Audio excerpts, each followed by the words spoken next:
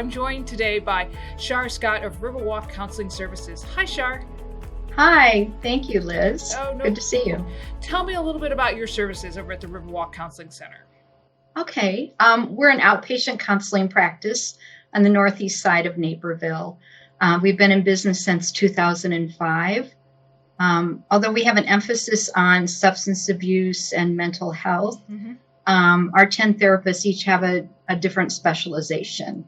Like we do postpartum, parenting issues, trauma, Gottman Couples Therapy, gambling, anxiety, depression, and veterans issues are some of those things. So you can help a lot of people with all those skill sets. How Right. has your center adapted to the COVID-19 pandemic? Right. So like most practices, we have moved all of our services virtually. Operating on Zoom or telephone calls. So we do individual couples, group sessions on Zoom. We also have DUI services. And then we have a substance abuse IOP that we now are operating, on the Zoom platform. So our priority really is ensuring confidentiality in a safe environment. And we know that with everyone home, that can be kind of difficult to get a private space. Right. Oh, I hadn't thought about that. Yeah. So some of our clients are having Zoom sessions in their cars, parked in their driveway, or down in the basement, in the laundry room, or, wherever they feel free to speak about what's going on with them. Have you seen a uptick in your practice? Actually this week we are getting more phone calls because of course all of us are working from home and transitioning, our phone calls. But yes, we are seeing an uptick. So Shar, you have a specific program for us right now for the pandemic. Tell me a little bit about that. Right. So our motto is that we're big enough to help, small enough to care. So to that end, we have created Riverwalk Cares. It's a phone support line, and we're actually rolling it out, starting it on Easter Sunday. And it'll be operated daily.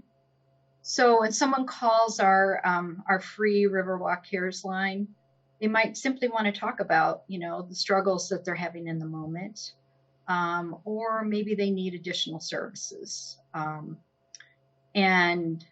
So our therapist, whoever takes that call, is going to help determine, what they might need. And that might include like our specialized COVID-19 support group that we're starting next Tuesday.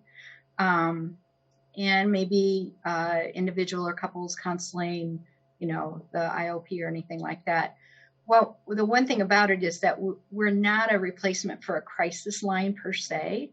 Like if someone is really in crisis, then they need to call 911 or go to their nearest emergency room.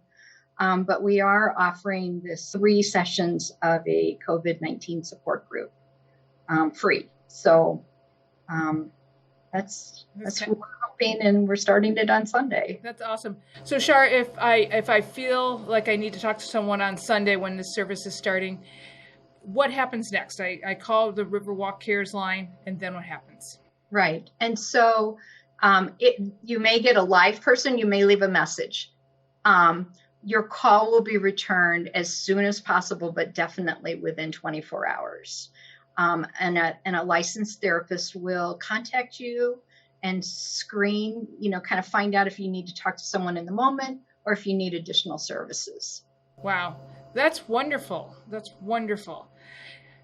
Now, Shar, tell me, what should our viewers be thinking about right now? What do you want to say to them? Yes. Well, as we were talking about earlier, like everyone is going through this situation. We're all faced with this. And so, number one, we're not alone. No one is alone, maybe feeling alone. Certainly the common feelings we're having are anxiety and frustration, maybe some anger, or just kind of feeling overwhelmed. I was thinking about this earlier. It's almost like we're all being asked to do more with less at this point. Interestingly, alcohol sales in our community are up significantly over last year, indicating that people are drinking more to cope with stress. And without realizing it, alcohol use can quickly move from social drinking to alcohol abuse. And then if that's the case, then that can lead to interpersonal problems, health problems, domestic violence, problems with, work performance, even legal problems if someone decides to get behind the wheel. So if you happen to be concerned about your own use or maybe someone else's use, then, please reach out. We all want answers to this pandemic, right? We want to know when we're going to be able to get our life back. And then everybody's got a different set of circumstances. But the one thing we have in common is, our humanity, but our need for connection.